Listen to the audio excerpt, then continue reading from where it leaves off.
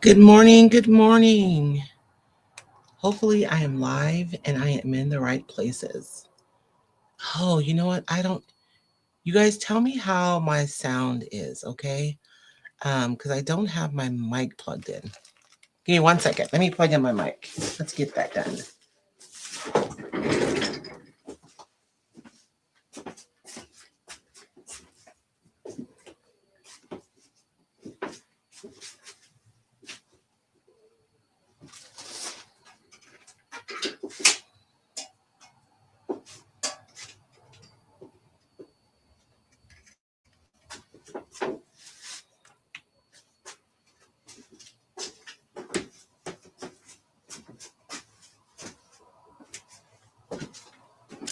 Okay. Hey, Karen, how are you this morning?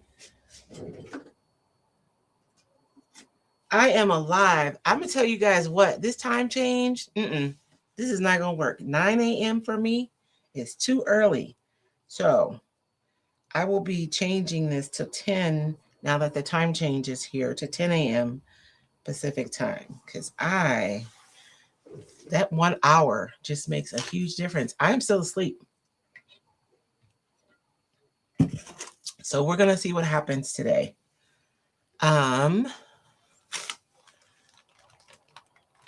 are you not hearing me? Let me. Oh, wait, I don't want to mess with that.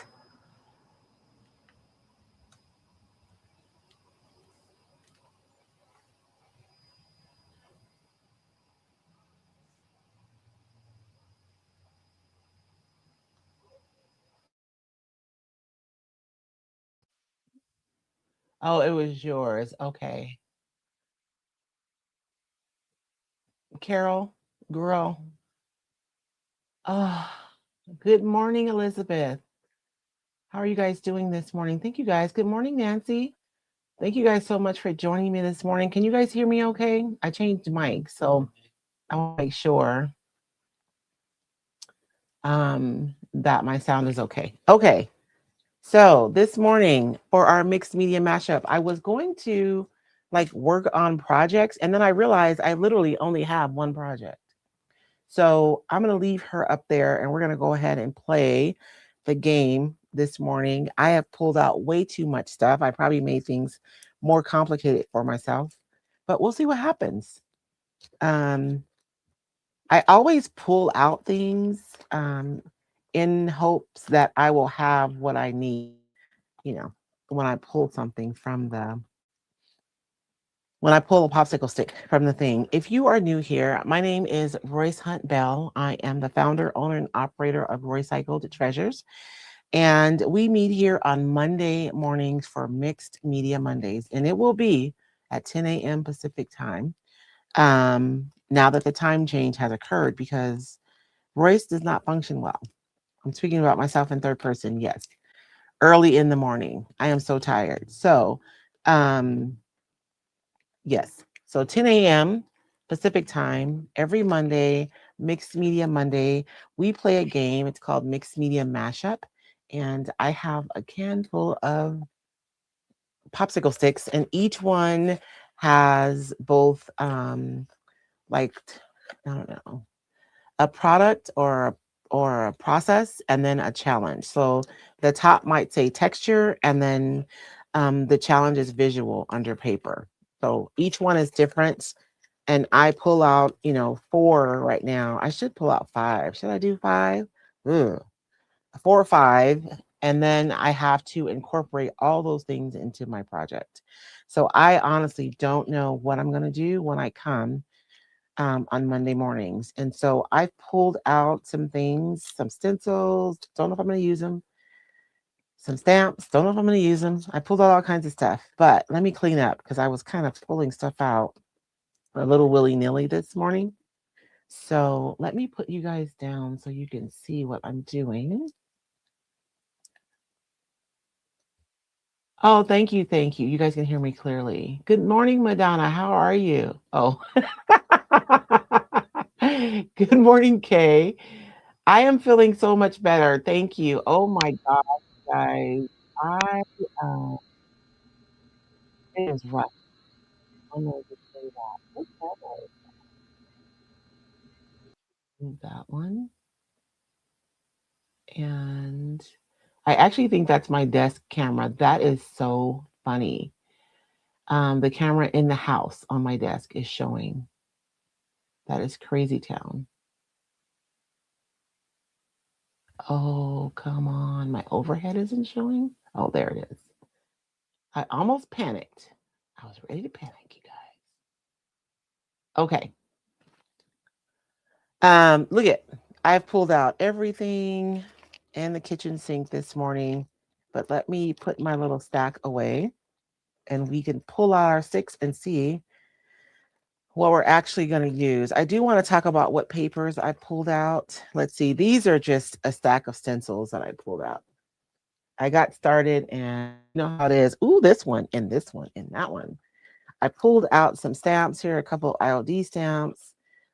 This Tim Holt stamp, I like had it in my inbox forever and I wanted it so bad and I finally bought it. And look, I haven't even opened it, you guys. But this is the Curator is the name of it. And there's like a bunch of like lab labels. Love it. So I'm gonna put my stamps to the side because I don't even know if I'm gonna pull stamps, right? And then I did pull out some transfers as well. Not sure what I'm gonna use, but I'll set those aside. And then I did pull out this mold. But we don't know. We'll see. We'll see what happens. Oh, look, I have more stencils. Good night. So, and more stencils.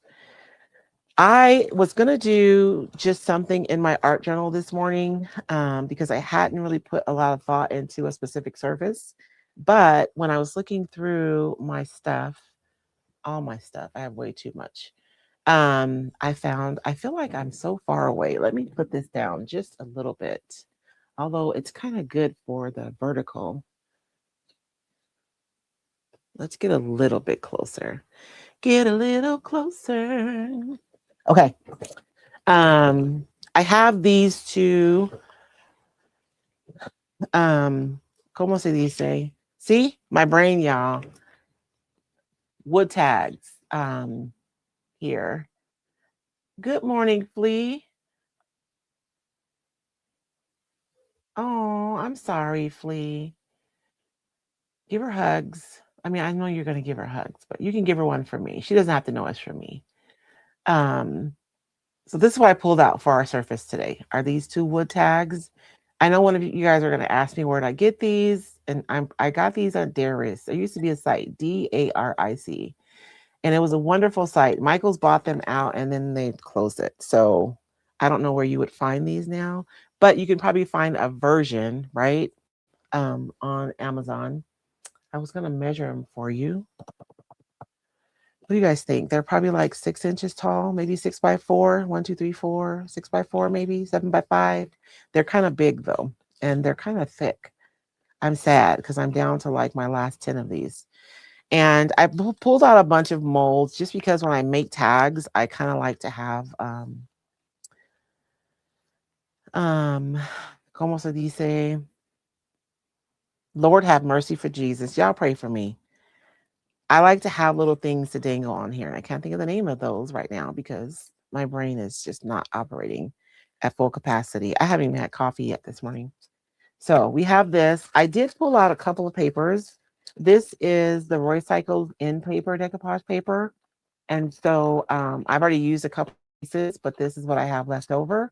I love this paper so much, you guys. And if you're working on a project like this, like tags, it is so perfect. And the thing about this paper is that even though each one of these patterns are different, they all speak to each other. So, like the tone of this one is picked up here in this one, and these two are also picked up in this one, and the undertones of this one is picked up in this one. So, it's not just like a willy-nilly group of end papers. they still speak to each other and they work together really well. So if you were to make like your own master board or a series of tags using this paper, your tags will still coordinate beautifully together. So I'll be using the recycled end papers. And then when I was going to do the papers, I was thinking, ooh, and now I forgot the name of this one. This paper would be really good for tags, right? I mean, your tag is almost done for you. You could just pluck out, what is this? A scrappy master board. You could just like almost pluck this out and put it on a tag, and your tag is like done. So this is, I don't even have a whole piece of this one because I love it so much. I think I have a picture though. Let me grab a picture. Hey, Lori. Girl, I do not know how I'm live without coffee. I am hurting right now. But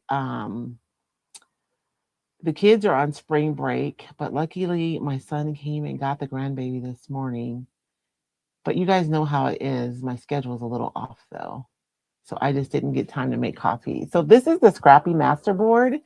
It is literally one of my favorites. I love this paper so much. And I know I shouldn't say that about my own designs, but the amount of joy that I had creating this paper, I think you can, I don't know. I feel like you can feel it because this was so much fun. I had to make myself stop with that paper. And so that's the paper. And then the end paper, do I have a picture of that one?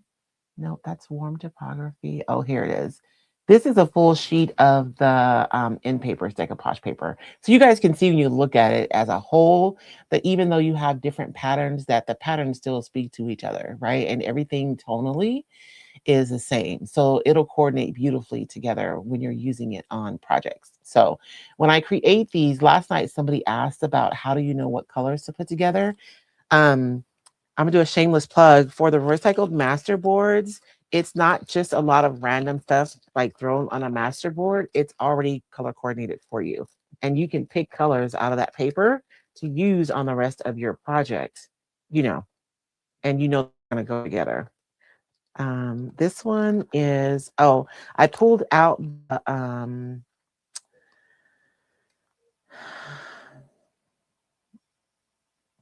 junk journal master board as well. And so I don't know if I'm going to use this one. And this is an older one. So recycled, our papers used to be 20-inch by 30-inch. And then after COVID, with all of the issues with being able to get like products and stuff, my manufacturer had to change their provider, or not provider, but their paper people. And so we went to 21-inch by 29-inch. And so we changed it. And so the new one actually has a ruler on it, which I'm sad because that's kind of why I grabbed this because I wanted to use the ruler. And then I also pulled out the dress form project blocks as well. The project block papers I really love because, again, everything is color coordinated for you. Everything goes together tonally, even though they're completely different. So you can just mix and max confidently and know that it's going to look good together. So we don't know what we're going to do though. And I have my warm topography, which is also one of the new papers and one of my new favorites. So you guys can kind of see the vibe, right? That I am like feeling this morning. So I'm going to set those aside. But before I even decide what I'm going to do, hey, Chris, somebody make a cup of coffee. Upset. Oh my gosh, I wish. If my husband was not at work right now, he would probably be so sweet and bring me coffee. I know. If somebody's here in Safford and you're watching and you love me, you can come and bring me a cup of coffee from the Good Bean or from, oh, what's the new one? There's a new coffee shop in town. He is so passionate about coffee, and I swear I can taste his love for coffee in every cup that I have there. It is so good. But I digress. Okay, you guys, I'm mixing it up because we've played for a few times now, and I don't want to end up with like the same ones. Not that I've had that happen. So you guys can see my face. So I'm going to close my eyes and I'm just going to try to pull from different parts of the can. If I pull out the same thing twice, I'll replace it, just so you guys know. Because we have like so many different categories, there's really no reason to work in the same category. Okay. So I'm going to pull out 4 because I don't have coffee. I don't think I could do 5 today. So we have collage, stencils, transfers, and texture are the 4 categories that I have pulled out. If you guys want this game, um, let me think.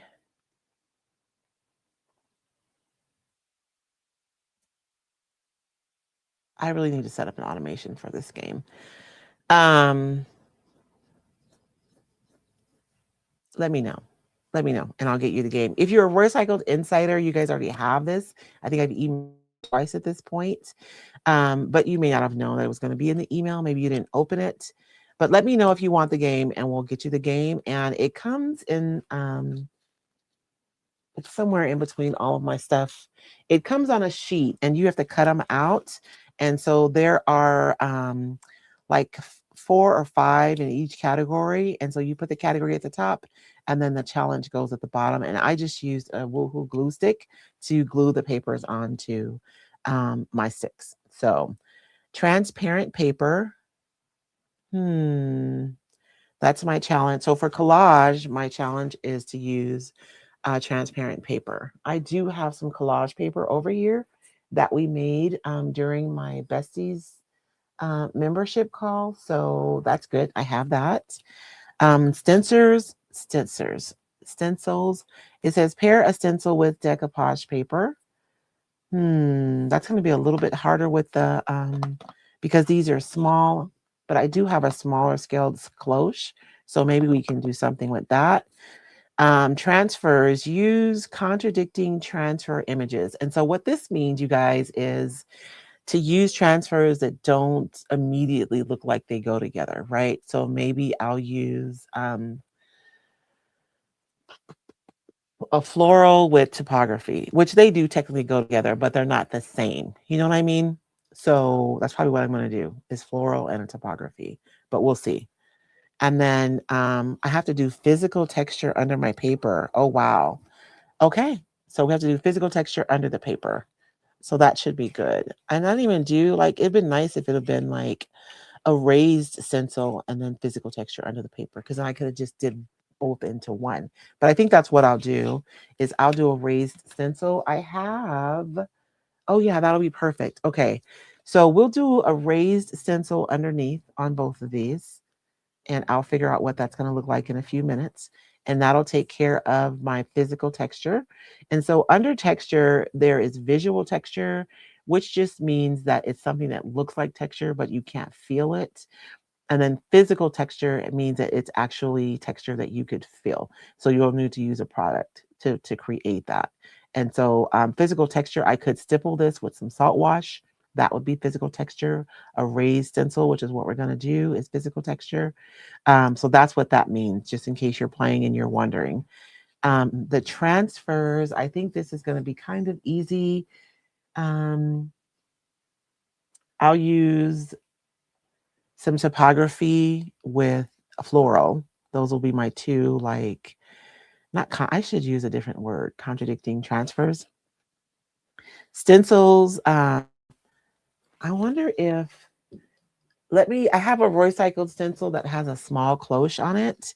And I think that that might fit on here. Wouldn't that be cool if oh, I could do a raised cloche stencil, and then I could pair the decoupage paper with the same stencil and then layer something as if we're putting something in the stencil. All of a sudden, I'm excited. Okay, sorry. And then transparent paper. I wonder if I have any of Ricky Schumacher's paper.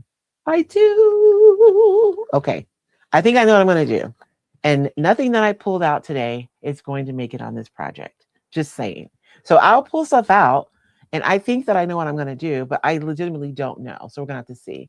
Oh my, Royce has caught my morning brain. Oh, good. um, yes, Micah. Is it Micaiah? I hope I'm saying it right. This would be, oh yeah. Hey, this would be a really fun game. I think it's a way for us to operate outside of what we normally do. So if you're new to Mixed Media Monday, the purpose of today is just for us to I should make like a laboratory logo for Mondays. Maybe I'll change it. Anyways, I digress. This is about coming into my laboratory. And just playing.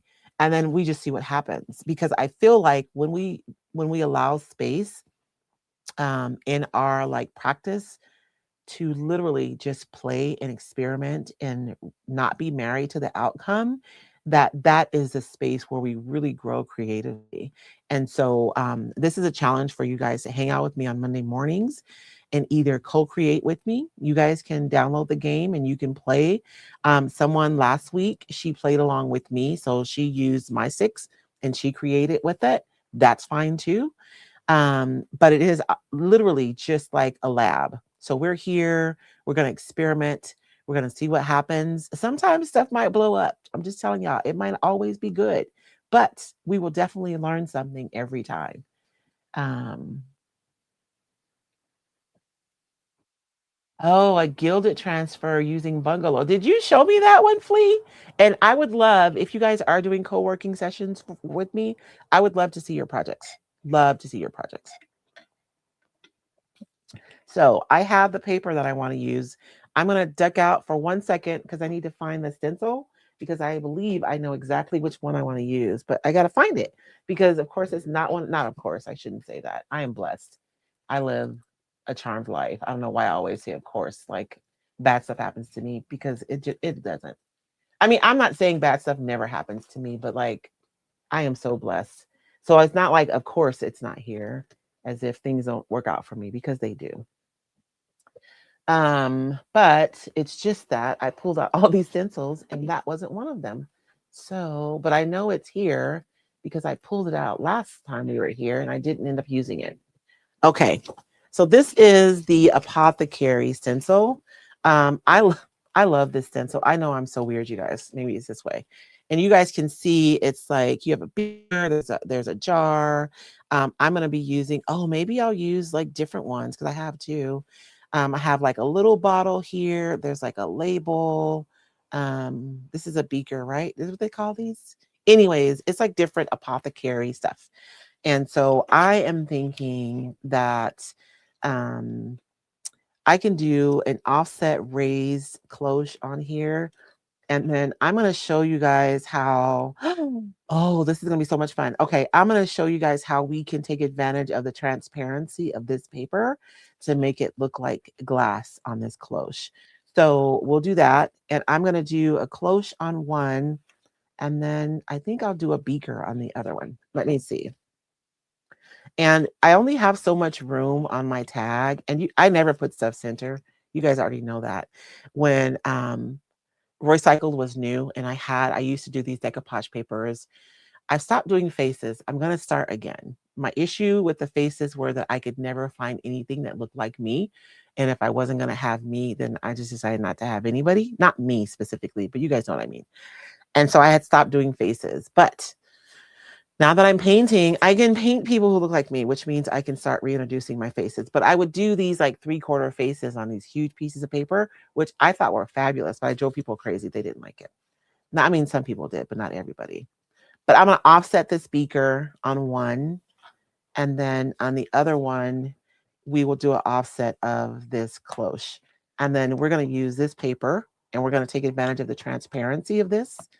And I'll be using it with it because we're going to use our stencil to cut out the shape of the paper. So that's our stencil and that takes care of our transparent paper. And that also takes care of the texture. It says the texture needs to be under the paper. We're going to cheat a little bit.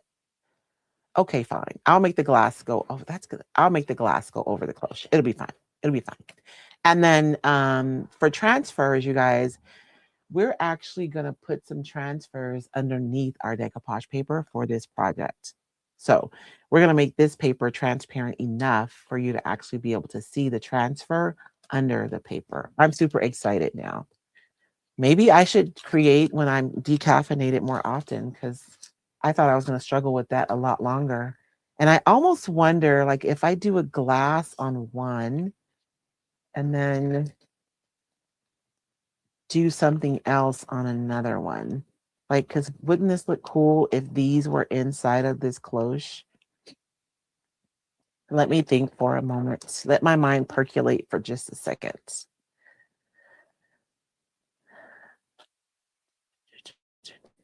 Do I want to put them in the jar? I could put them in the jar.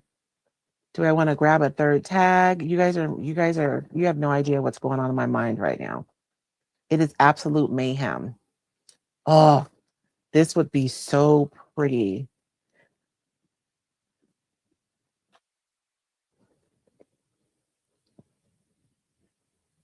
We'll see. So I'm not going to use my scrappy because the scale of these pieces is a little bit bigger, right? Than my this scale isn't going to work. I'm sad because I was kind of looking forward to making some. And then I'm not going to use the end paper. So I'm going to put these away. You guys notice it. You guys see what happens? And I have learned that playing this game to take my time and be thoughtful. Um, I mean, not like super thoughtful because we are experimenting, but I do think that if I take my time, I'm going to like think more clearly. I have this little scrap of the musical masterboard decoupage paper that I could use because it would be completely transparent. That would be cool.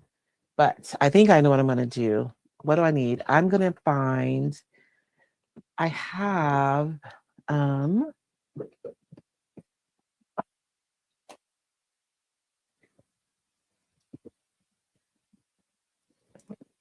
did I not bring it out here? Dang it. I have some gel. So I have some modeling paste from Pentart that we can absolutely use. We'll just use it because it's here. I was thinking in my mind that I would use the gel because they have like a thick gel, but I don't see it out here. I think I took it in the house to use for something and I didn't bring it back out. So we'll use the modeling paste. It'll be fine. Everything is fine. It's fine. So we'll use the modeling paste through the stencil, and that's going to be my physical texture.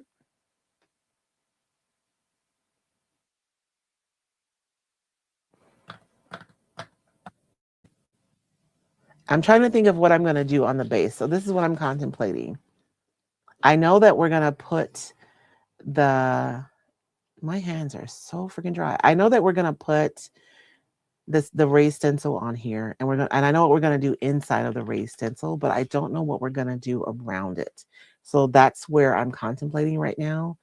I don't think that I want to just paint them white. I'm thinking that I want to decoupage the background and then put the raised stencil and the other stuff on the top. Um, so let's go ahead and get these decoupaged with a nice background design first, and then we will go on to do the rest. I'm probably going to have to paint the inside of my cloche white so that, well, do we care? Well, we'll look. We'll see. We'll look and see. But let's start off with some background. I do want my background to be relatively like, I don't want it to be, it needs to be the background, right? I don't want it to be competing with what we're doing on top. So like I'm not going to use anything that's really dense. Like this is really funny. You guys see how this stamp, which I love by the way, is really dark and dense. I'm not going to use that. I'm going to be looking for like really light scripty pieces to use as background so that they're there supporting what I'm going to do on top, but they're not competing with what I'm going to do on top. So let's start there. Let's do that. I think I love, love, love this paper. I just this paper is an example of all the things that I love about old paper. Like this is why I love typography, is this paper right here. Um, it's so freaking yummy. So I am going to, I have this little scripty piece right here, which is kind of a beautiful support piece because it is like pretty. Can you guys see what I'm talking about? But it's still not heavy. Like visually, it doesn't have a lot of weight. So I think that we're going to do that. And it'll actually help me balance out. I just don't want this on here because it is heavy.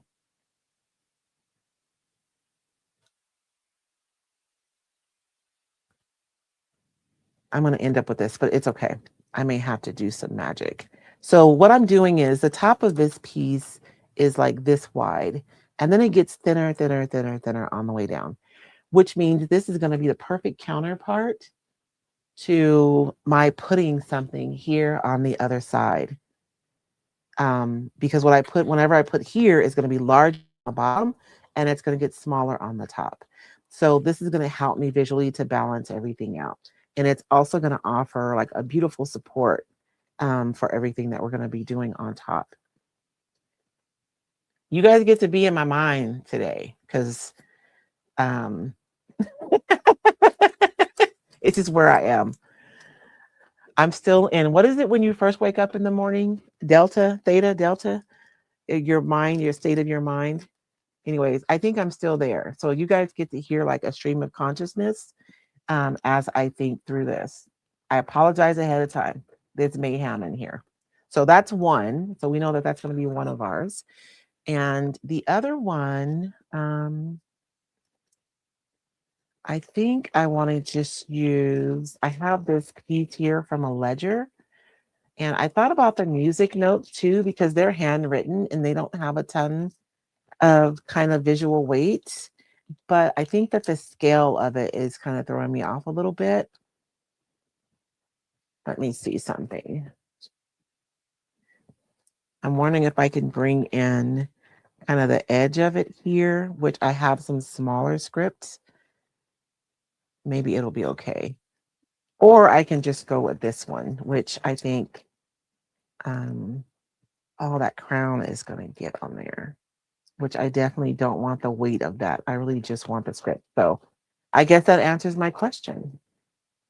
Or I could use the end papers. Let's do this one. I think this is good. This is so yummy. This is one of those papers that you really don't. Oh, and there's a label right here too. Oh, okay. We'll do this one. It does have a stamp on here. So there is a stamp right here. You guys see that? But it doesn't, this stamp right here doesn't have the same weight as like this stamp has, right? The line work on this is a lot thicker and it's a lot darker. The line work on this one is thinner, right? And it's also lighter. So it just doesn't carry the same visual weight. So I think it's going to be fine. I love the fact that I have like this kind of a laboratory tag right here, label. And even though you're not going to be able to see it all, it's going to be there. And we're working with like beakers and stuff.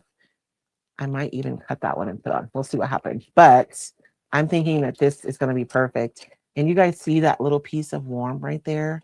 I just love that so much. I need to do more of that on my designs because I love it.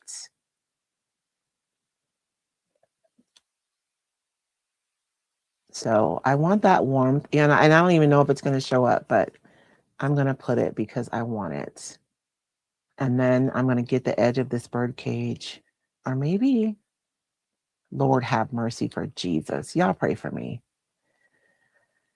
So my thought was maybe I could use this bird cage here as a counterweight, but it kind of has the same proportions as what I'm going to add. So it's not really going to work.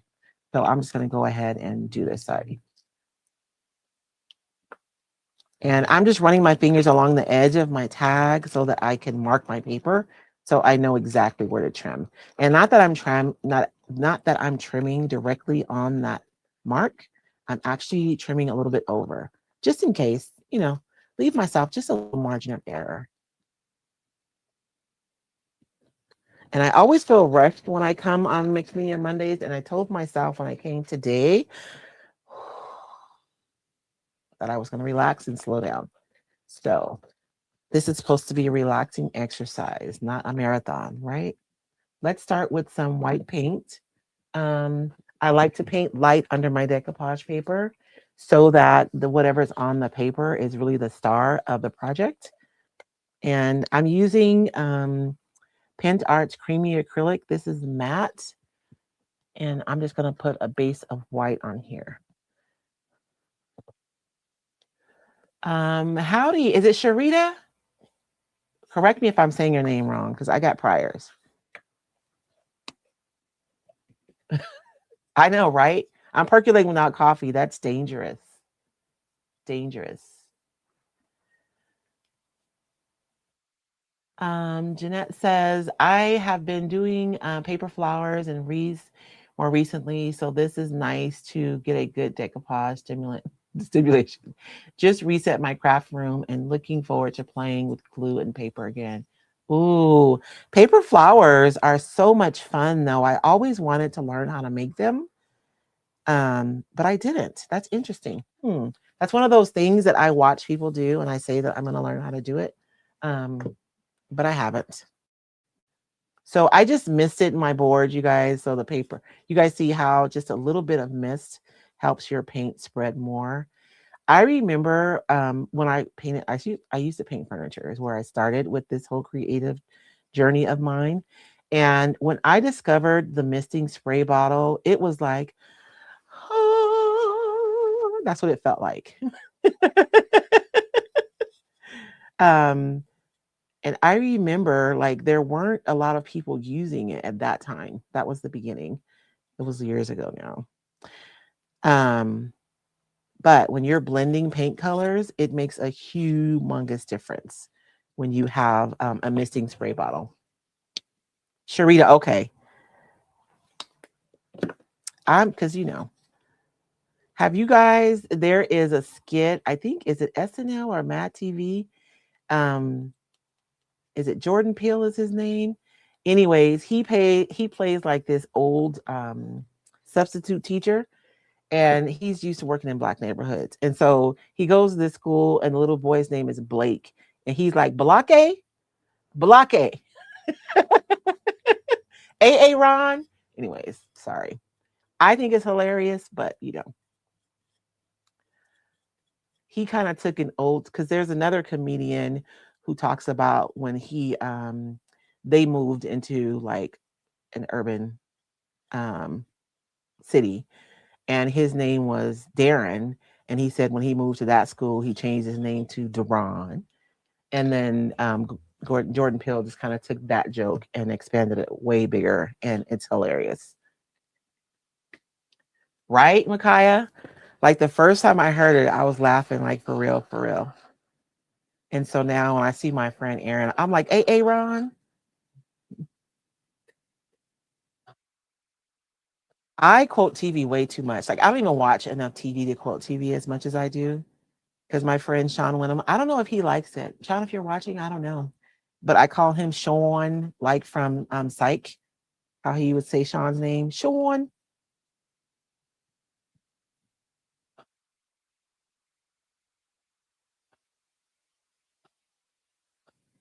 Actually, Karen, no, it's a full-on skit. You may have seen, they may have taken a clip to make a commercial, but legitimately, it's a full-on skit. It's hilarious. And have you guys ever had, like, I remember we would have substitute teachers that were like retired teachers. And, the world is interesting because we're all older now. And so we just think the world has changed so much. But the reality is the world has been changing, right? And each generation ushers on changes for the next generation. And so I remember having old retired teachers come and be substitutes in our classes. And it just being so funny because their worldview was just so different from ours. And so I can just imagine, like, could you imagine an old substitute teacher going to teach English right now with these kids using AI? Like, what would that even look like? Oh my gosh. Like a retired teacher, like a 70-year-old coming into the classroom to teach today after not teaching for a while. Like that would be like two different worlds, literally. Hello there.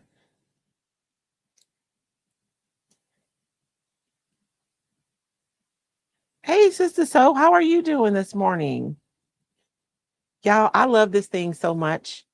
I'm not even supposed to use it like this. It's actually an embossing gun. You're supposed to use it with embossing powders, which I shared a video, and I know y'all, this y'all seeing Royce Unfiltered today. I know I'm a lot this morning, but it is what it is. It's early. My mind is all over the place, is what I mean. I shared a video about a cardboard project. So sometimes I just sit in the living room at my little, TV table, and I'll do crafts when I don't have time to take on full-on projects. And so I shared a video from one of my sessions where I used embossing powder and cardboard to make a project. And on YouTube specifically, people are very interested in doing a tutorial. So I may circle back to that process because I kind of left it a little bit and do some more and do some tutorials on that. Now, this isn't like perfect. You guys can see it's kind of streaky, but we're going to be layering, so it doesn't matter. So let me do super quick decoupage. And for decoupage, you guys, if you have like a water-based clear coat or a sealer top coat, it's all the same on your table, you could absolutely use that to decoupage. I usually use it if I'm going to be decoupaging like furniture or home decor, anything that's going to see a lot of action. I will use that because it's going to be durable, right? Because I can use it to adhere my paper and also to seal my paper. Generally, if I'm working on projects like this or in my art journal or, something like that, I'll use a matte medium to do, and I'm going to use my matte medium. I'm going to adhere it and I'm going to seal it because it's a tag. No one's going to be like sitting on it or anything. So I don't need it to be like crazy durable. And if you have that on your table, you can use that.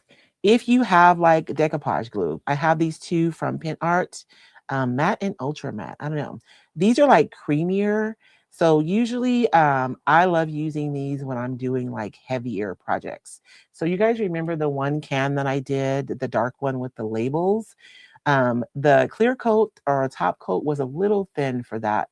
And I should have used something a little bit thicker, either like a gel medium or like a creamy decoupage medium that has a little bit more weight. So you can use whatever you have to decoupage. Like you don't have to go out and buy exactly what you see me using. If you have something, use it.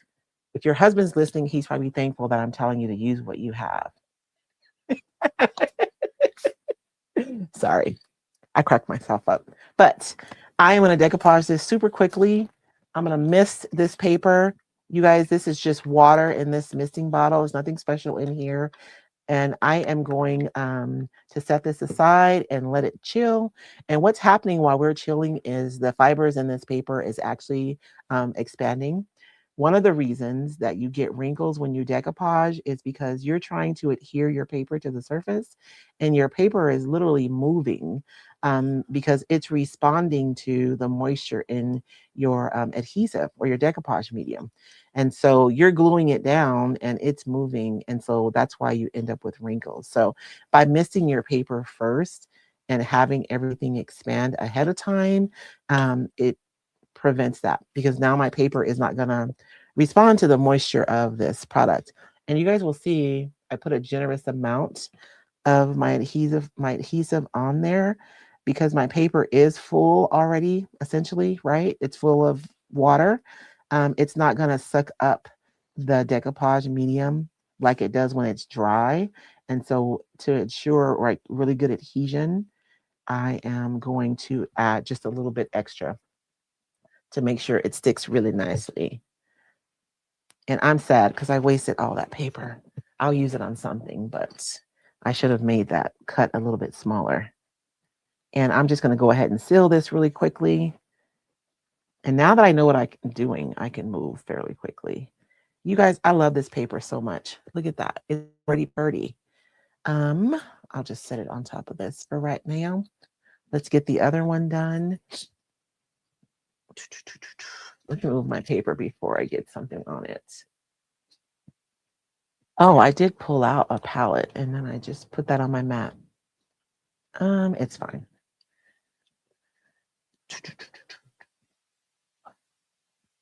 Oh, okay. Let me do something really quickly on this one. I didn't do it on this one, but I'm going to go in. I'll use this for that. I'm going to go in with some ink really quickly and put like a halo on here. So we're going to end up with two different pieces, which is kind of cool. Girl, you. The time change messed me up this morning. We're gonna have to move this up an hour because I don't think I'm functional at 9 a.m. Um, oh, sister, it's a fun project. It really is, and I need to do a tutorial on that. We'll do that. I don't know. I'm telling myself I'm gonna start doing YouTube videos, but y'all, I need to clone myself. Can I clone myself? Is that legal yet? Because that's what I need to do. But yes, I do. Actually, I'm excited to do that tutorial. I love doing crafts with cardboard because it's like it's cardboard, right? Like you don't have to be precious about it because it doesn't matter.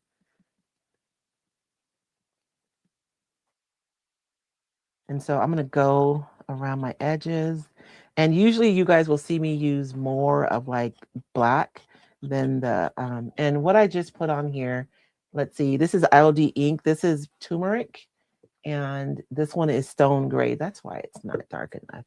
I'm going to add a little bit of black in there because the stone gray is not very dark. So if you want it to be more like this color, the stone gray will deepen it without really changing it. But I'm going to add a little bit of black because I do want that to be a little bit darker, just a wee bit. And this is the ink from ILD. It is a permanent ink, which is nice because I can use the heat from my embossing gun to set this, which is what I'm going to do. So I'm just going to go all around the perimeter. When I painted furniture, a good halo was my friend. Of course, it's probably not the style anymore, is it? This has become my blending brush because this is basically all I use it for. I don't want my edges to be harsh, so I'm just blending them out a little bit. Is Micaiah still on here? She paints furniture. Is that still the style, Micaiah? I am going to paint furniture again. I have a small piece. I was going to start with this big giant piece, but I think that's the problem. So I have a smaller piece in my storage that I think I'm going to use.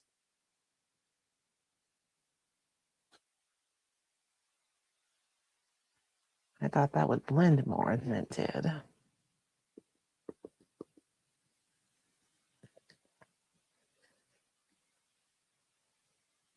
This side doesn't matter as much because I'm going to cover all that up anyways, but I need for this side to look really organic. I don't like, sometimes I do, but a lot of times I don't like like sharp edges. I prefer softer transitions. There we go. That's going to be better. And this one's pretty sharp, but we all know we're going to cover all that up. So no sense like taking time. So now I have my halo underneath my paper, and I could have just as well done that over my paper too. But I do like the subtlety of having it under my paper.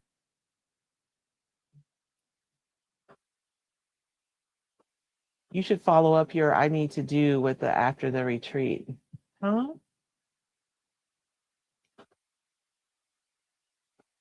Destiny's asking if I have a tutorial on how to upholster or how to decoupage upholstery. I'm going to be honest with you. I'm not fully on board with decoupaging upholstery.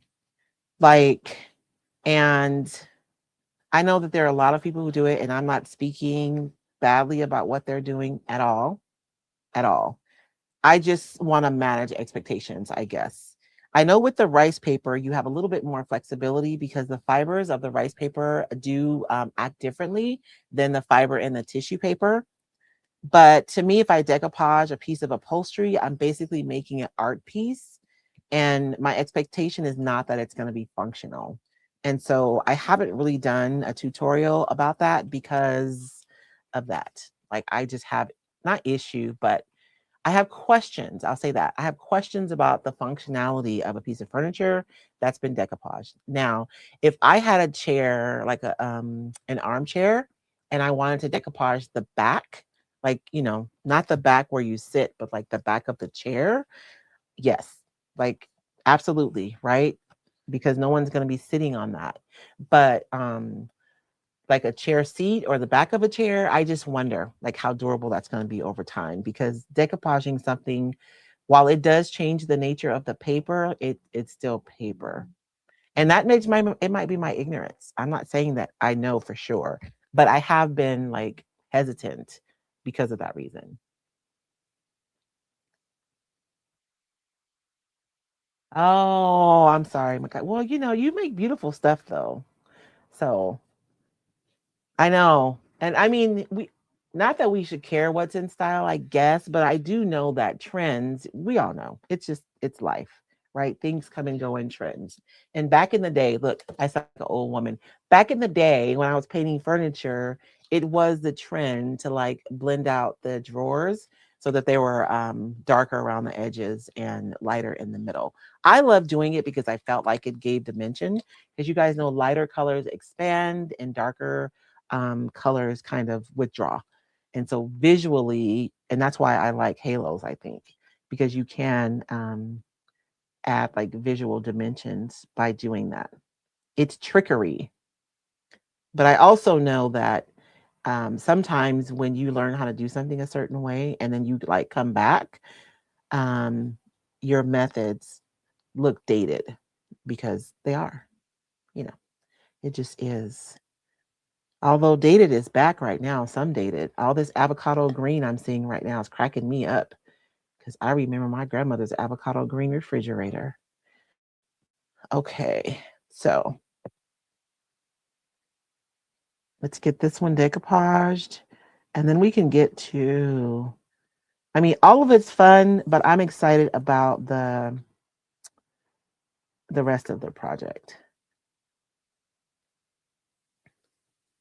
I didn't get my little red piece on there. Dang it, a little bit, but barely. It's probably going to end up covered up anyways. But you guys remind me the next time I make some paper, I need to put more rusty bits on there.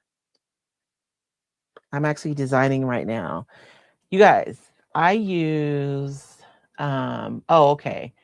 I use Photoshop to design my papers.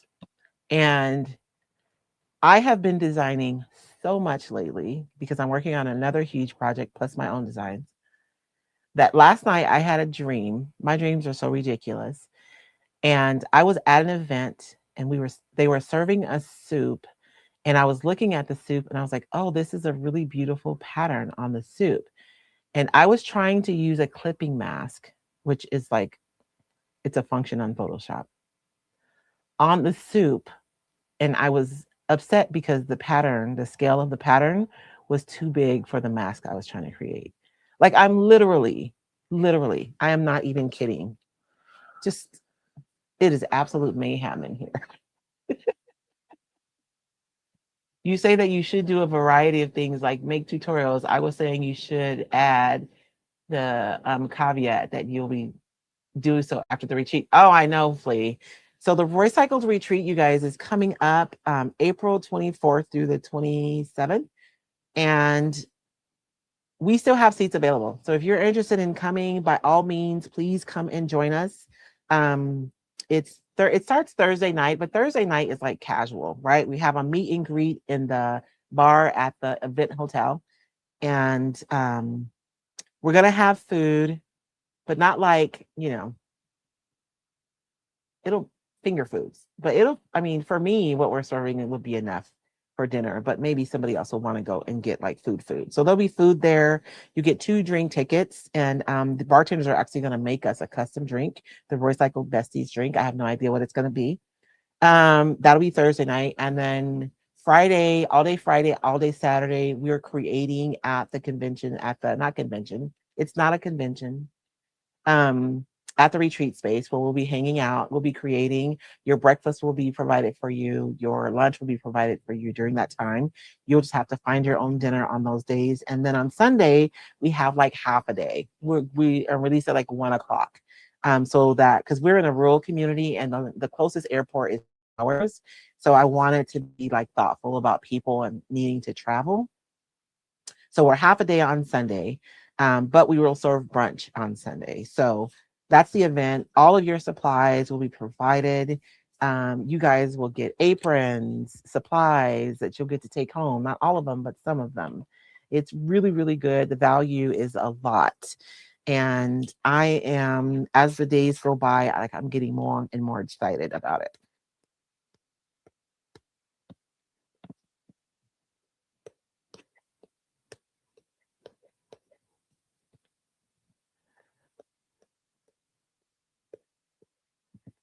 More and more excited about it.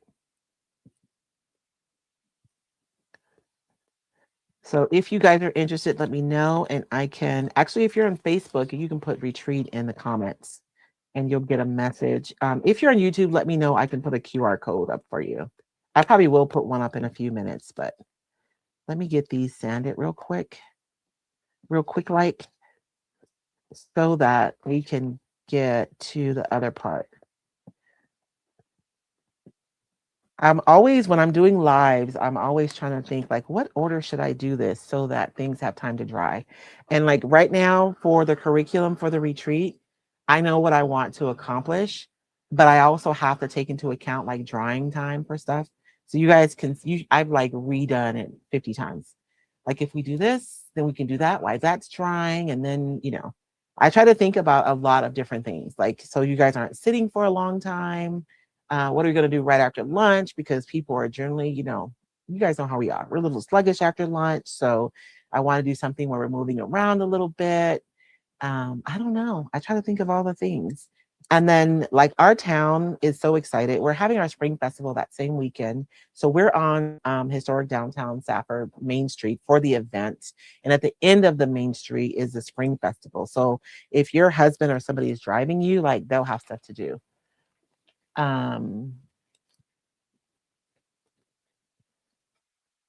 It is going to be really good. And I will tell you, and I am not saying this, try to do a pressure sell. It is that God's honest truth. I don't know if we are going to do it next year because there are some questions about the availability of the space that we're using. And I'm in a small town. There's not a lot of options for spaces around here. So I'm really heartbroken about it. So I don't know. I don't know what next year's going to look like. um, anyways, so we'll see.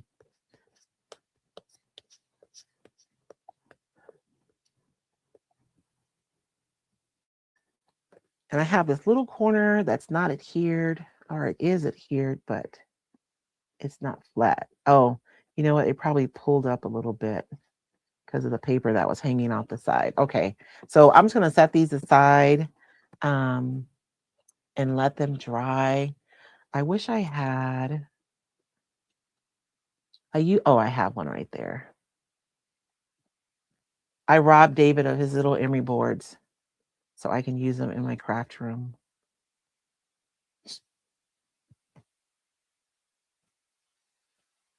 Although some sandpaper wrapped around something round would probably be better, but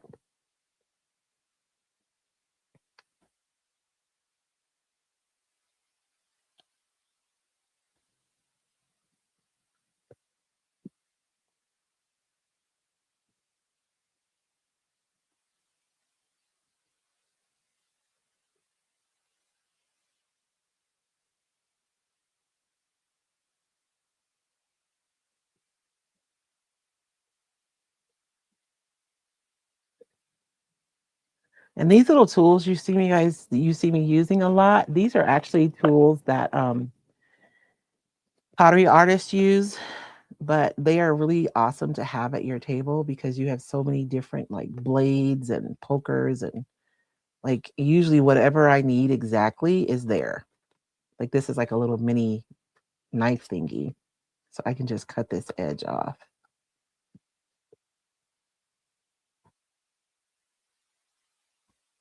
And I probably should wait until it's completely dry, but you guys know I'm not going to because I've started now, so I have to finish.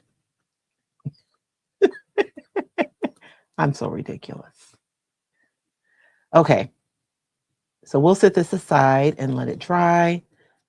And let's work on our pieces that we're going to make to go on here. So did we decide, you guys, I know I want to do the cloche. I'm excited about that. Like I have a very specific vision. I feel like the cloche belongs on this one. You know, we got the little pretty bird cage over here. So I'm going to go ahead and do the whole cloche, and then we can use the paper to decide placements. So this is an old design, and I'm sorry. I mean, this is not available at the warehouse anymore, but I do know that there are retailers who still have this. And this one is Ricky Schumacher. She was a guest artist, and this is an abstract landscape that she did. And I can't think of the name of it. If there's a recycled retailer on here who can help me out, that would be so wonderful. Because I can't remember the name of it. But I love this paper so much because you have this, and you really, oh, you guys can see it. You guys see that it's blue, but it's not just blue. It's like all this beautiful texture. And this is actually an encaustic wax piece, I believe. And so you can see like all this gorgeous, yummy texture that's in here. So I'm going to use a lighter portion of this for my cloche. I'm trying to decide what piece I want to use. I think I'm going to use this piece right here.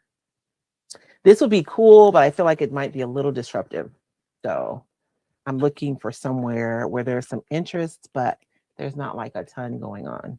And let me trim off this block right here because I'm going to mess around and get something on my paper.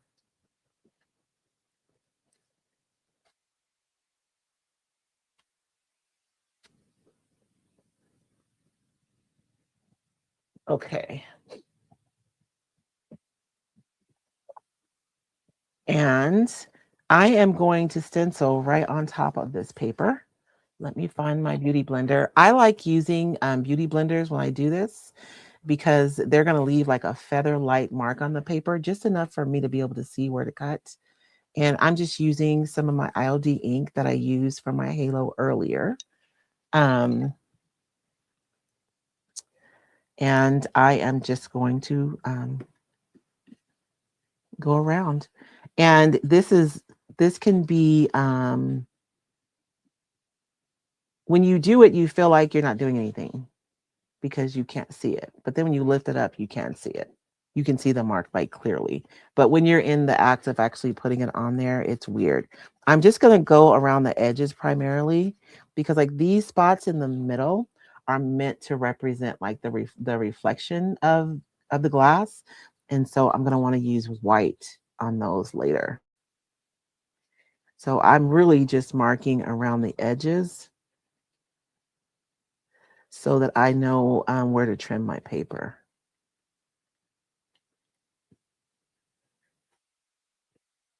I don't want to pick up too much ink, so there we go.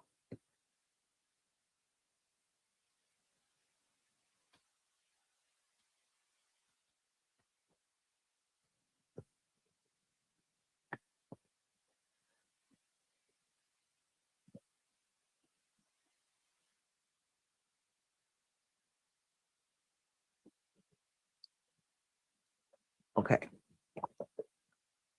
So I've stenciled and you can barely see it, but you can see it, right? That's the mark from the stencil. And I am going to go around and trim it just outside of that.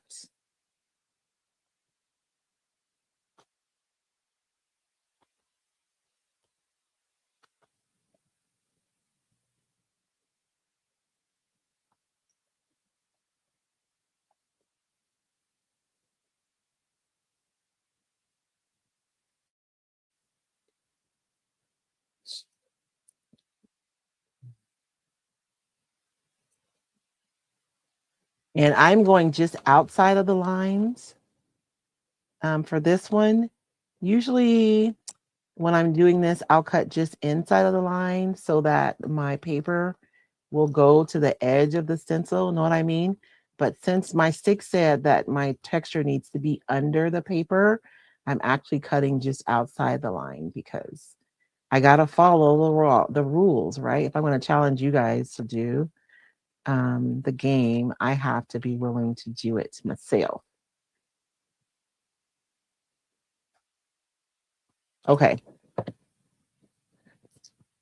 So this is the Le Cloche. So I have to figure out like, I know I want it off edge. So composition is one of those weird things. It's something that I am super sensitive to. I'm not good at all the elements of art. Let me tell you, there's some things I struggle with. Like value is like a struggle for me, but this one's not. If I put this like here, you see how this is the same height as that? Like that's going to be a lot less interesting. There's like that little label that's right there. So I want to move it down just a little bit so that I do have some variety. I don't want to have it be the same height as that. Honestly, if I were to do this all over again, I would rather have this be lower and have my cloche be higher. But here we are. It's fine. So I'm going to put my cloche like right here. I do want a significant amount of my cloche to be on here. And if I were to cut this into thirds, right? So let's just say 1, 2, 3. I'm going to want like this to cover like 2/3 as far as the width of this piece. So I just don't want to have my line be like in the middle. So I'm putting, this is like the center basically, and my line is just past center. So that's why I'm choosing to put my cloche right here. And I'm just going to mark off where we're going to put it. I'm not going to cut it yet because I might change my mind. We'll see what happens. But I'm going to mark it so that I remember where I wanted to place it, because we're actually going to put something underneath our cloche. So that's my next thing is we're going to use a transfer. Was a trans? Oh yeah, I have to use contradicting transfers, which honestly, this is going to be so fun. So fun. I need to find a flower. And I think I'm going to go to my go-to flowers lately. There was one transfer from IOD that and I don't know the name of it. Lee, I know you know the name of it. But like I am with this transfer, and I think it's because it's like a non-floral floral. Because you guys know I'm not a frou-frou girl. Oh, there's the game. So it's like a non-floral floral. See what I mean? Like it's a floral, but it looks more like a botanical. It doesn't really look like flowery floral. So I'm gonna look on here and see if I can find a piece to go inside of my cloche. Super quickly, this is the mashup game. This is what it looks like when you print it out. There's 2 pages. And so these up here, you see there's 4 and then there's 4 challenges. So like you'll cut out this top part, it'll go on the top of your stick, and then the challenge will go on the bottom. So you'll end up with 4 sticks under paint, if that makes sense. So like our first day we did together, I picked paint bright colors was one of my challenges. And so I did a super bright underpainting that day. So let me see. Oh, this would be really pretty. Do I want white though? That's not going to be the right scale though. That's going to be too big. So let's see if I can find another piece. I may have to look for another flower. I don't wanna. There has to be a piece on here that will work. You know what, Micaiah? I love this so much. I love it because like I'm doing like little bitty tiny tags, right? And there's probably something on here I can use, but this is beautiful on furniture. It really, really is. The Lost Garden transfer. Thank you, Chris. Lost Garden. See, I knew y'all would have me. Flea knows too. Hey Sharon, girl, I'm doing better. I am doing better. Thank you. We were down for a solid week. Hey Dagny, Emerald Valley. Which one is that one?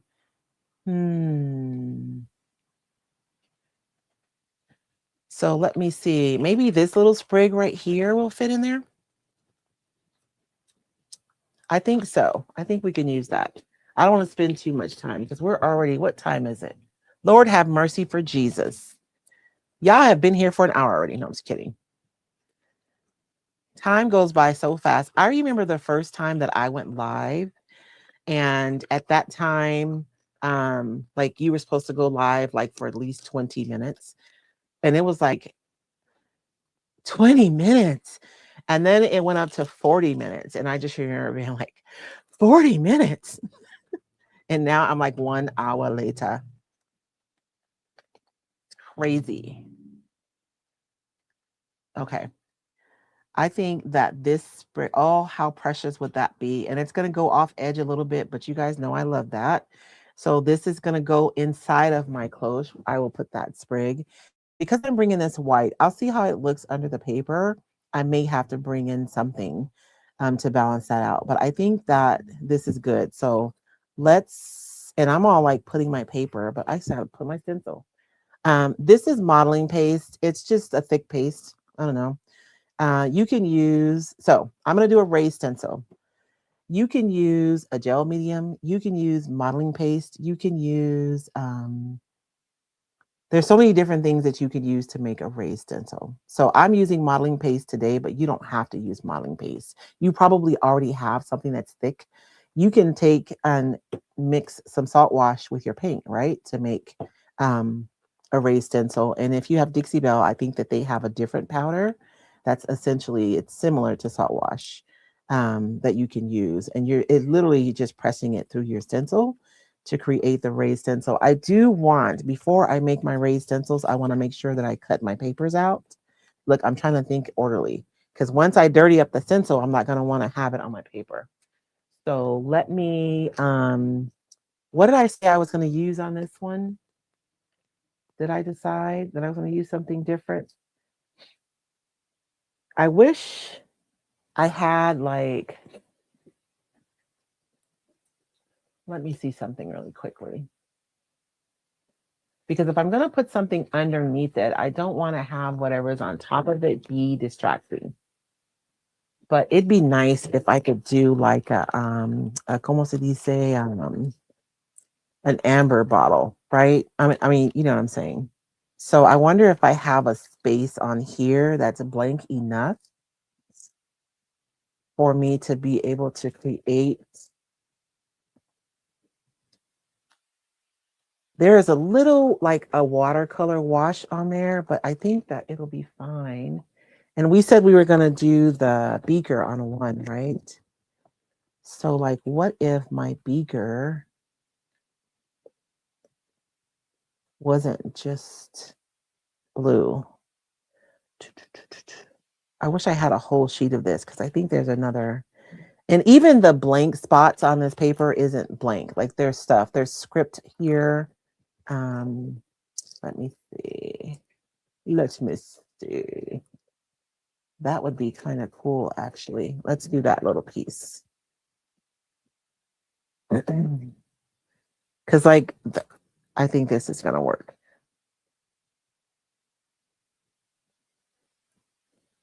And I'm looking for light paper because I need my paper to be able to be transparent. So if I use something super dark, like if I were to use the black, it would be fine. I could use it, but I wouldn't to make it transparent. And the transparency is part of the challenge. So although I don't have to do both of them transparent, do I? I can do one opaque and one transparent. But now I'm already off to this idea, so I got to finish it. There's this little, you guys see that right there? It's like a little, it's almost like you put tape and you pull it up. You know what I mean? Right there. Oh, there's someone there. Let's do that side. That's more organic. It'll look like sediment, like at the bottom of my beaker. I know I'm crazy, y'all. You guys get to come and see the madness. Oh, that's perfect. Okay. So that way the beaker, or maybe I should do a bottle if it's going to be like never mind. We're going to do the beaker. Stick with the plan. All right. Stick with the plan. So that way it'll have interest. And this is a paper that's readily available because Ricky's really isn't, other than what's out there. I'm hoping I had stopped working with artists because our new model really increased our overhead, and we do profit share with our artists when we work with them. But I'm thinking about doing like special short runs with artists, and then those papers will just have to cost more, right? Because I have to pay the artists who are making it. But customer, you'll have access to like original art. So that's something that's on the horizon. I probably should not share as much as I do with you guys, but I can't help it. As my friend says, I cannot hold water. That's what she tells me. And she's right. I was so proud of myself because I bought David some Chucks. My husband had Chucks that were like literally like 45 years old and they finally just fell apart. So I bought him some Chucks for Christmas and I did not give them to him until Christmas Day. That's a huge accomplishment for me because I cannot hold water. Okay.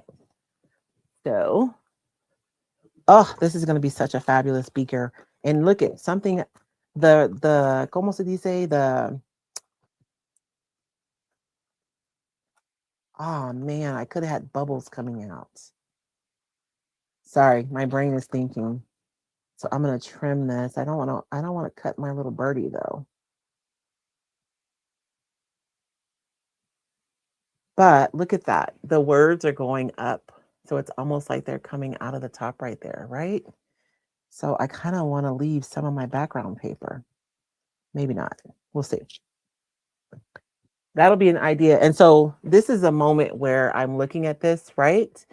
And I'm like, that is such a cool idea. And then I have these little marks on here that are round. So I can probably even reposition this to play with that idea a little bit more. And I won't do it today because we don't have time. I need to stick to my plan. But this is kind of one of those things that I wasn't planning, right? But because we're together, it's kind of a discovery that I can play with later. And just that's what happens when when you allow yourself opportunities to just play and experiment. Like that's where the discoveries happen, and that's where the unique discoveries happen, right? Like,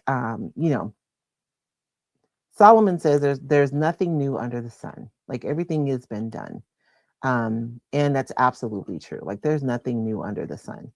However, I do think that when you play and experiment in your own space, that you're more likely to come up with something that is, unique to you as far as your art practice or your creative practice.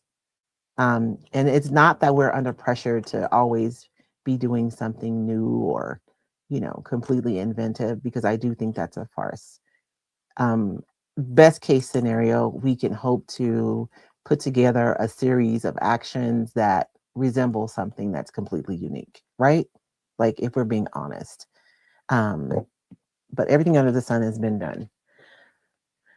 However, if you are really wanting to come up with like something that's unique and fun, playing is when it happens. So look, like it looks like I have sediment right here in the bottom of my bottle, right? And then it's coming up. So are we going to put something in here though? I don't know that I necessarily need this to be, let me think.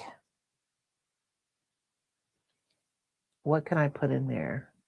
Do you guys have an idea of what I can put in here? Because it doesn't have to be a transfer. Oh, I should have done the jar because I could put bugs in there.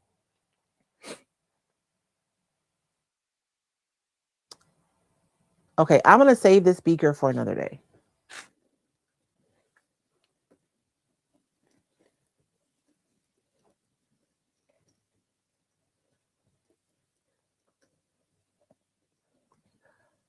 I'm sad. I'll make another chingadera. This is what I wanted to do.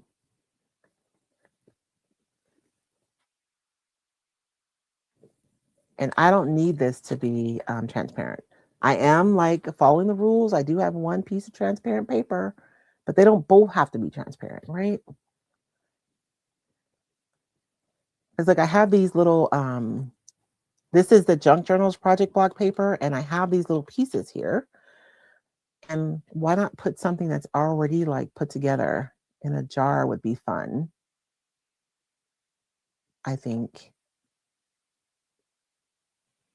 I do wish there was a little bit more. I'll figure it out. So this is going to blend in the background more than I would like it to, because this is going to be super similar to the color of the tag. Actually, I don't like that. Where did I have? I had a piece of paper in my hand that had 3 bugs on it. It was this one. I think I like that better. The vibe is better. They have a similar tone, so I'm gonna have to do something so that this stands out against all the other stuff that's going on that tag. But it could just as easily be like going around the edges with some charcoal, right? It doesn't have to be super complicated. I'm just gonna cut out this block. The project blocks are so fun, you guys. If you are new to like crafting and creating, um, the project blocks are nice because they're already coordinated for you. And so it really doesn't matter what you make. Everything that you make from this block is going to go well together. And you can mix and match if you want. Like I don't know. I don't know. We'll see what happens. So I know I made that beaker, but it's just, I'm going to save it for another day. I'm going to do this instead. And all of my bugs are not going to fit in my jar, which is fine, but I can get 2 in there. Okay.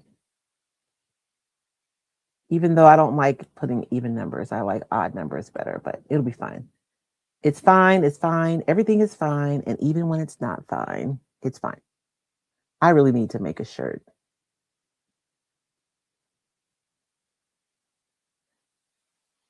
There was probably already a shirt. I think there is. I think Whitney Walsh sent me a picture of a shirt that said that.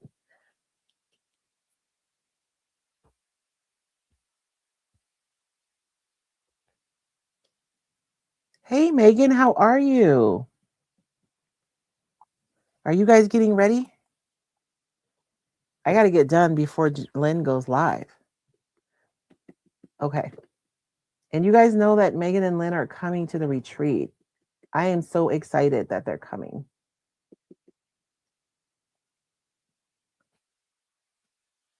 I told Lynn though that she's just a guest, so she's just gonna I'm not gonna put her to work.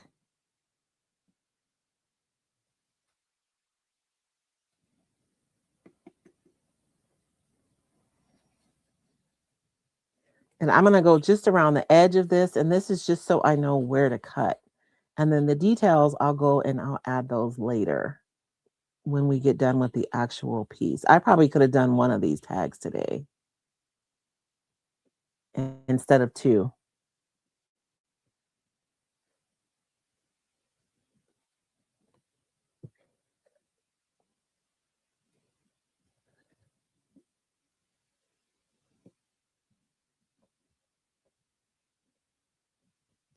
And I need my line just to be dark enough so I can see it, because I want to know where to cut. And you guys will notice that I'm holding my stencil in place while I'm double checking my line.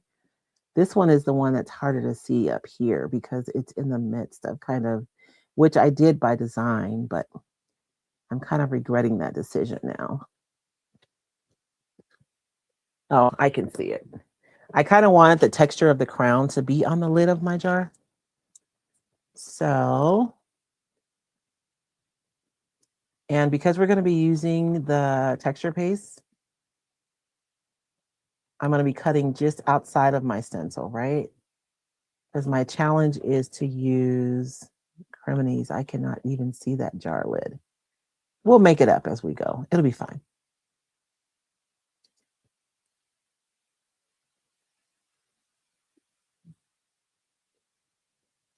It might be a little janky at the top, but you guys won't judge me, right?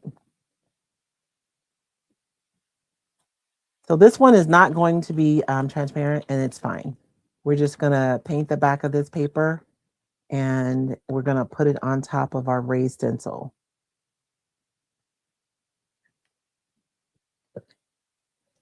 Okay. So see what I'm saying? That jar kind of ended kind of nice right there. So we're going to put our bug jar on this one, and we're going to put our cloche with our transfer underneath on this one. But first we have to get the raised stencil. I still don't like that.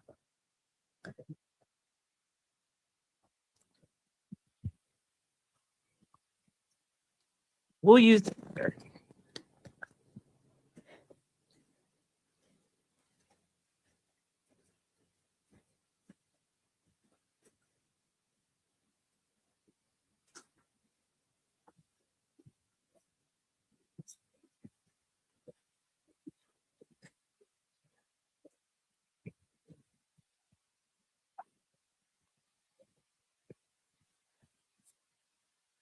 We thought it was going to be all smooth selling. My issue, yeah, it is, Sharon. It's too busy and the scale is just not right. So we're going to take that one off. We'll go back to the beaker. It's fine. I will just go over or around the beaker with some charcoal so that it stands out.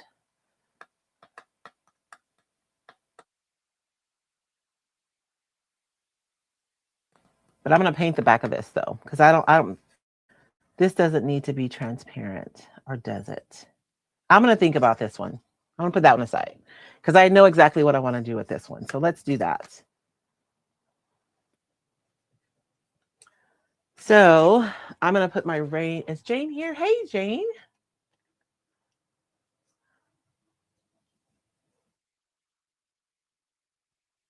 Hey, is it Trees? Is that how you say your name? Trees? Trees? Therese?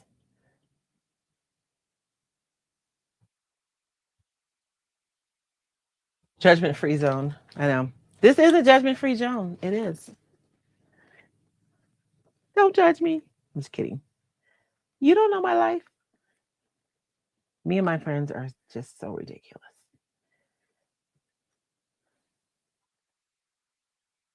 Okay. That's about where I wanted my cloche. I want it down a little bit to the right. So I'm going to be using, oh Lord, what I do with my lid. This is Pent Arts modeling paste is what I'm using today. And I have a spatula in here somewhere. I actually, you guys know what? My favorite spatula is not even a spatula. I found these at Dollar Tree one year. Um, and I was so, oh no, this is not a Dollar Tree one, but I did find some like this at Dollar Tree. So you know when you go into the art department and you look for a spatula, like they're spendy, right? But if you go to the kitchen, look for tools for baking because they're a lot less expensive and they work really good. So this is what I'm going to be using. So it's not a fancy art spatula. It is to spread frosting, but it works perfectly and it's less expensive.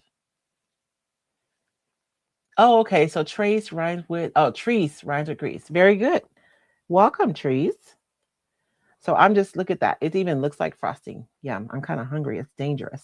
That's probably going to be way too much. And I'm just going to push this through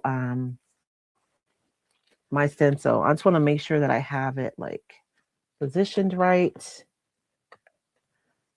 Because once I put, I mean, I could wipe it off because our paper is sealed, but I just assume not to have to make any corrections today. And I'm only going to put it, I'm trying to think if I want to put the raise, if I want to do raised stencil on the like the highlights and stuff. We'll go ahead and do everything. This is the spirit of the challenge, right? Is to put texture underneath the paper.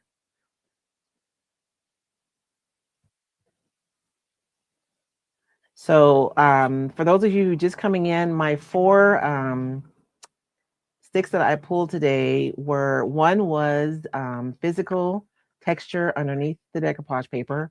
So that's why I'm doing a raised stencil under the paper. One was to use transparent decoupage paper. And so that's why we're using the Ricky Schumacher paper. I'm going to show you guys how to make it look completely transparent. So this is my texture that's going to be underneath my decoupage paper will be the cloche. And what was the other one? Let's see, physical texture. Oh, my transfers. I had to use transfers that don't go together. So like, I don't know. I'm going to do the flower and I'm probably going to do like topography. I know they go together, but they're not the same.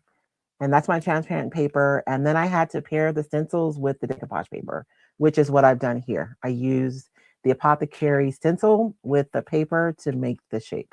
So those were my challenges. And then I had already pulled out these tags as my substrate that I'd be working on today. And I had a whole bunch of other stuff pulled out, but leads the way. Hey, Michelle, how are you? Oh, it's an offset spatula? Okay. It is an offset. Sound a lot more professional if I said offset spatula instead of a cake spreading spatula.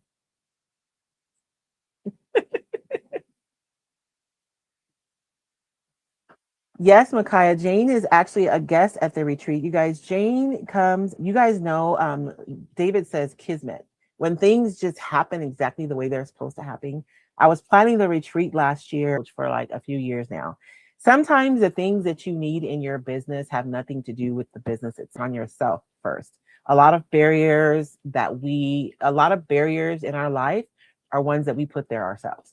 And so working through how you think, how you operate, your expectations, all those things can be really powerful in your ability to really attain any goal.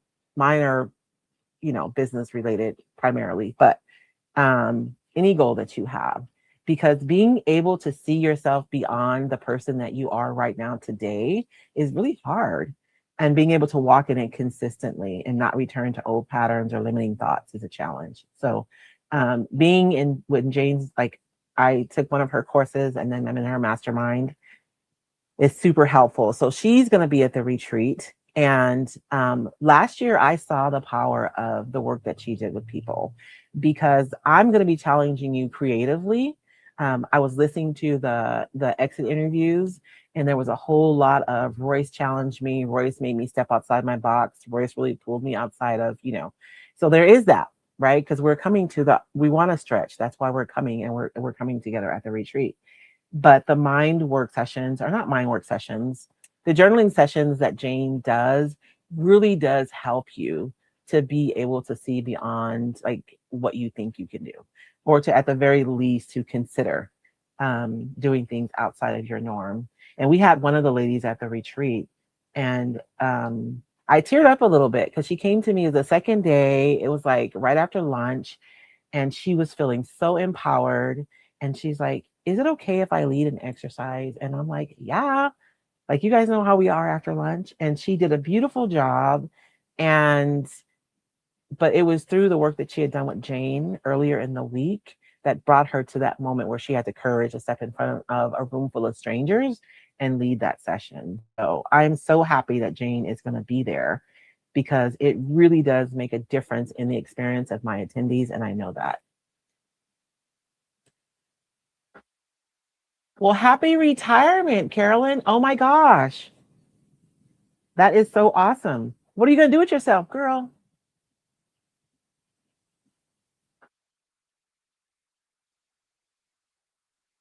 Thank you, Michelle. I am feeling better. I see that you're on the como se dice, the tall skinny screen, which is fine for today because I'm working on a small project. But if you want to see me wide on the wide screen, you can pop out and find the other one if you want. It's up to you.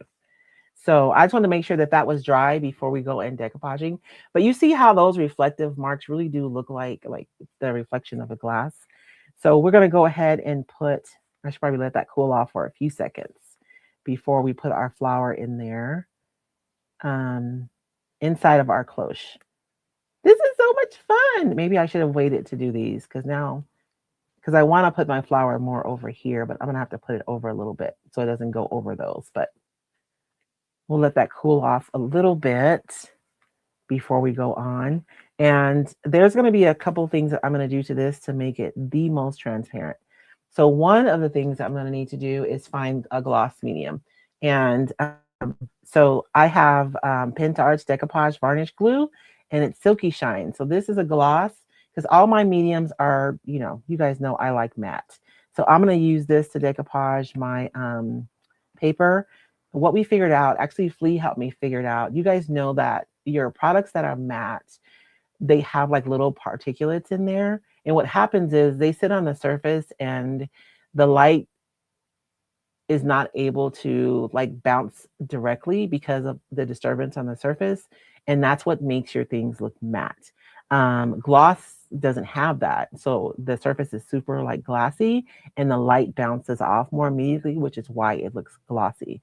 And we believe that the mattifiers in the mat is what causes your paper to be less transparent. So if you use a glossy medium, whether you're using varnish, whether you're using an acrylic medium, a decoupage medium, if you're trying to get your paper to be transparent, you want to use gloss. And then we're also going to mist our paper a little bit more than usual to make sure that it's all equally saturated. You know, sometimes when you mist your paper, you have like little white patches.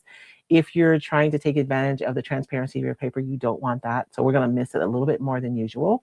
And then we're going to go right over the top immediately with our decoupage medium once we adhere it to our surface. And doing all those three things together really maximize the transparency of your paper. And one of the things that I love about Roycycled decoupage paper is that I do have the option of utilizing the transparency of the paper, you know, as a factor in my creative projects.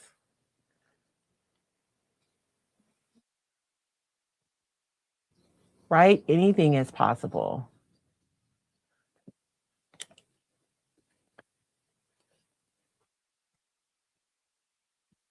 I am like legitimately. And so when so I never finished my stories. When she asked if she could come to my retreat, I was like, yes, please. And so I'm so happy that she's coming back again this year. Okay, so let's get our botanical inside of our cloche. And I see a little bit of moisture. Hopefully we don't have any issues. On my last project, I didn't dry all the way. And so we did have, and you guys know that you can absolutely decoupage. I mean, you can put a transfer on top of your decoupage paper. You just have to make sure that your surface is completely dry before you decoupage. I mean, before you put your transfer on. And if what will happen if there's moisture is it'll start picking up the top of your paper. So if you lift your transfer and my paper is picking up with it, that means there's moisture under there. So you just want to leave it alone, just walk away, come back to it in a few hours and finish transferring, and it'll be fine. And of course, now Michael Jackson is in my head. Leave me alone.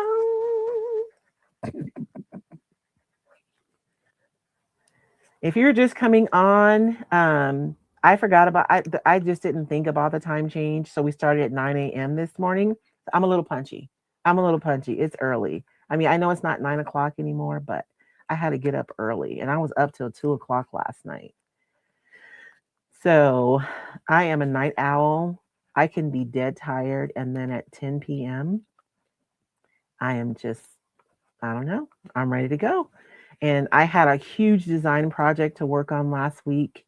And poor David, y'all need to pray for him.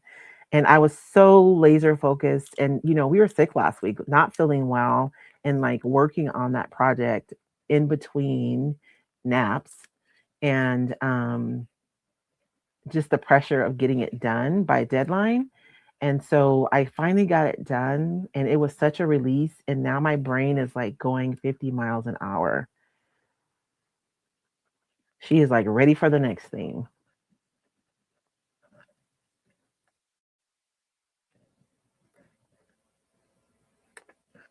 Okay. Oh, it's already pretty, right? Sorry. And so now we are going to put our paper over the top of this. And I know you guys are like, no, what are you doing? It'll be okay. I promise.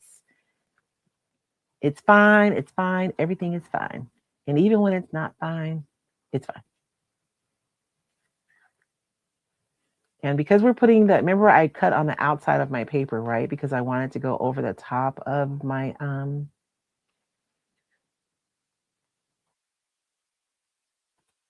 and I am going to cheat. I haven't decoupaged this yet, I guess, but I really want to know where I need to set this.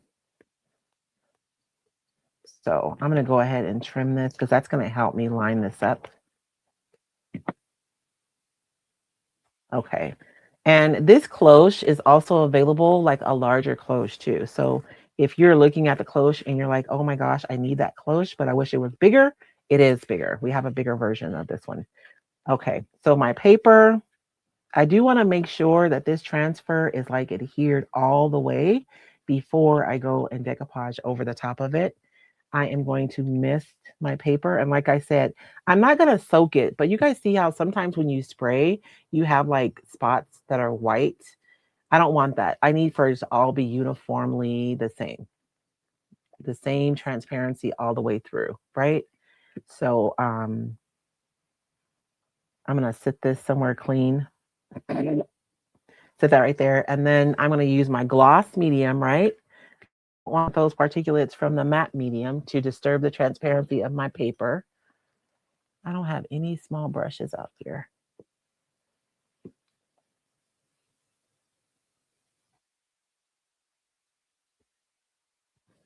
And I like to just put my medium where I want my paper to stick. That way, if my paper lands somewhere where it's not supposed to, it won't stick there. It'll just, I can just move it. This is going to be like surgery putting this paper on here, but we can do it, right? My paper is pretty wet, so I do want to have a generous amount of my decoupage medium on my tag.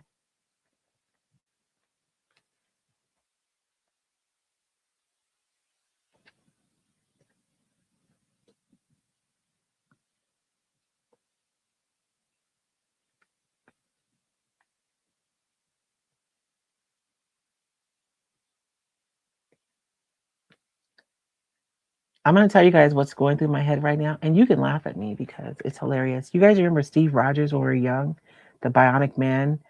And in the introduction, they had like the scene where they're like doing the surgery.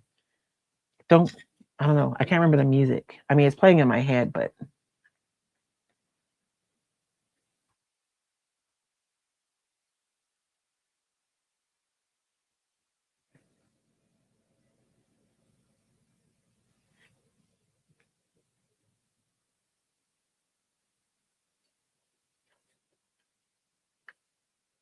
there'll be a little white peeking from underneath. Okay. Now I'm going to go over this right away with my medium.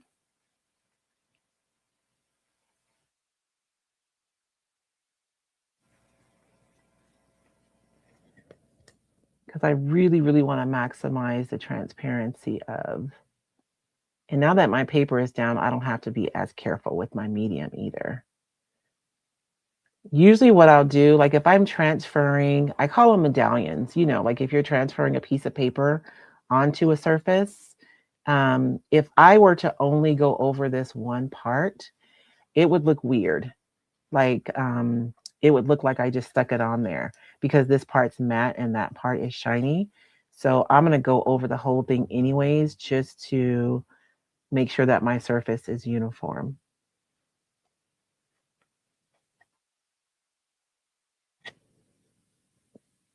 Okay. And now we're going to dry it. So you can see how it looks like I have a plant underneath a piece of glass, right? A man barely alive. Was it Steve? Oh, yeah, yeah, yeah. The bionic man, right? When they were doing the surgery to make him bionic in the beginning. And so let's dry this. And then I need to make a decision because I feel like I need something else on here. It can't be just this, although it is 10:47. Lord have mercy. How do I go so long? Thank you, Sharon.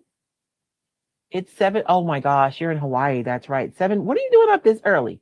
Are you a morning person, Jane?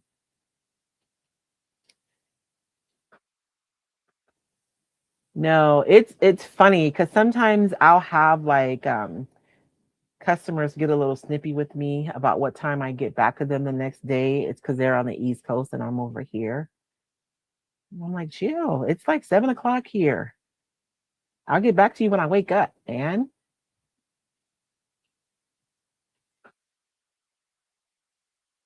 Oh, Sharon, you're going in April. Jane is there right now.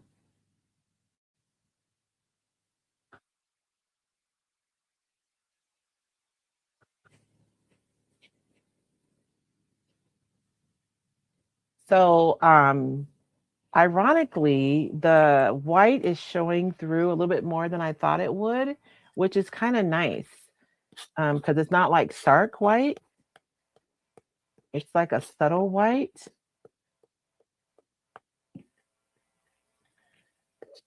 But I think we're only going to get one tag done today, you guys, because I don't want to fight with that other one. But I do feel like I need something here. This is like really boring. I need something. What do I need? I am going to drive somebody crazy. I can feel it. But, and I did get a little bit of my rust that stayed there. But this is just a piece of charcoal. And she's just looking a little bit too precious for me. So I got to grunge her up a little bit.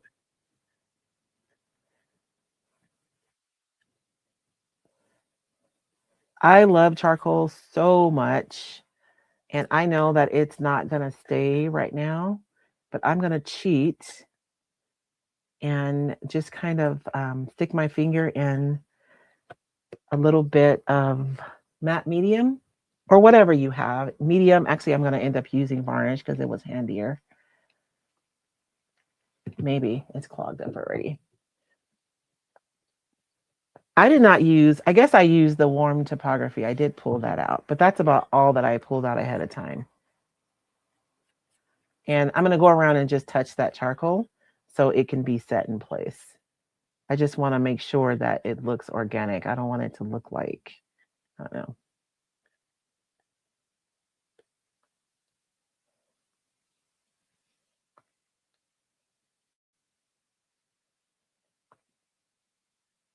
And you know what I'm going to do? I did everything right on this one. We did texture. We did the stencil with the paper. We did the transparent paper. Oh, I need another transfer. So let me find a piece of topography because this needs it. You know, is there isn't there a transfer that has a bunch of labels on it? I know I have that transfer, but where is it is the question.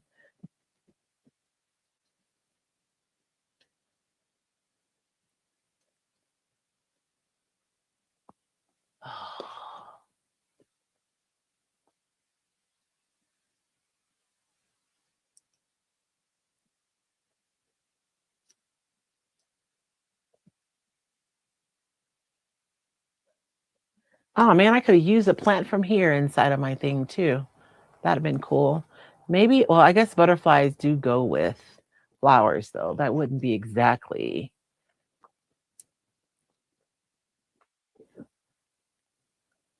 Ooh, a dragonfly would be pretty.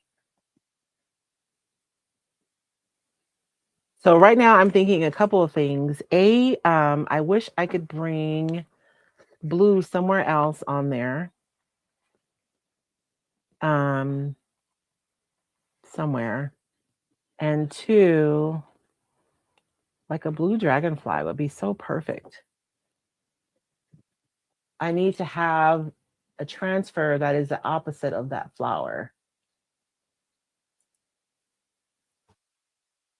And I was going to cheat and use a piece of topography, but I'm not really finding.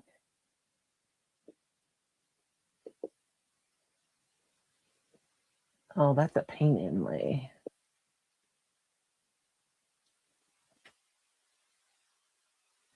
If you guys hear me fall, just call 911 because I am reaching way too far on this stool, which oh, you know what? I have this transfer, which I should know better because I've fallen before.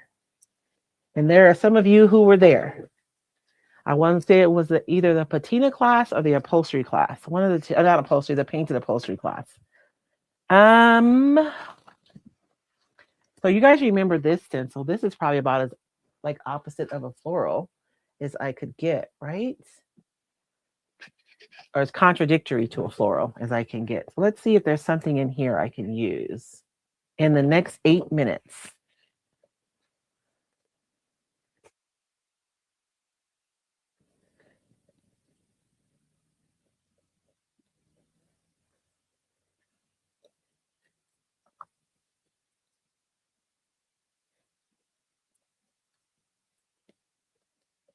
No, there's nothing that I want to use. Oh, topography. Here we go. And I'd rather use pieces that I've already like cut up. What is going on here? Hmm.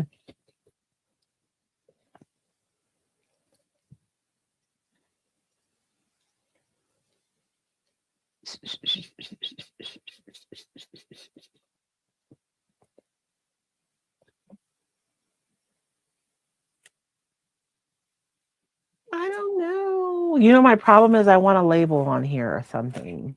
I just want to use my stamps, but I'm gonna behave.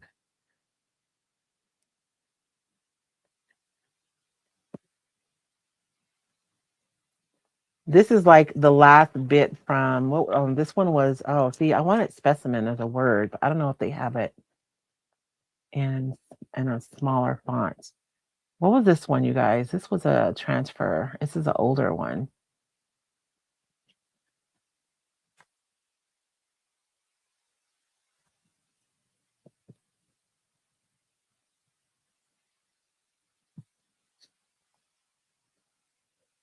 I save all my transfer bits because you never know when you're gonna need it. Let's see. I like that. And I'll just use this.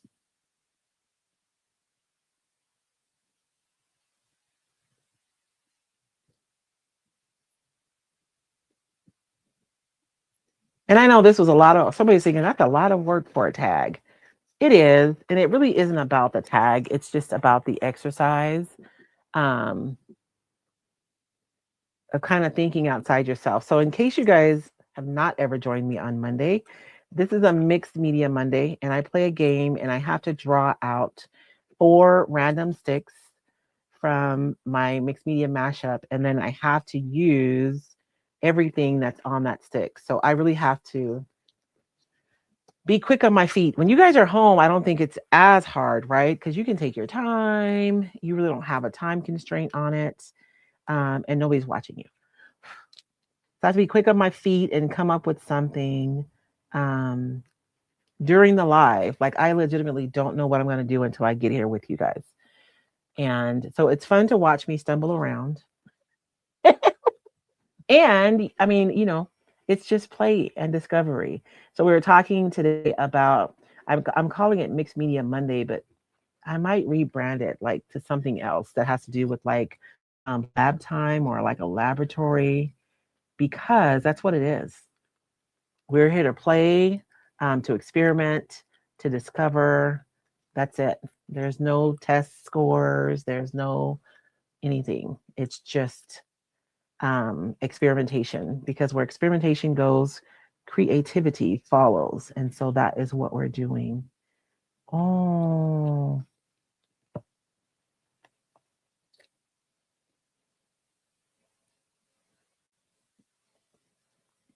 is we're playing.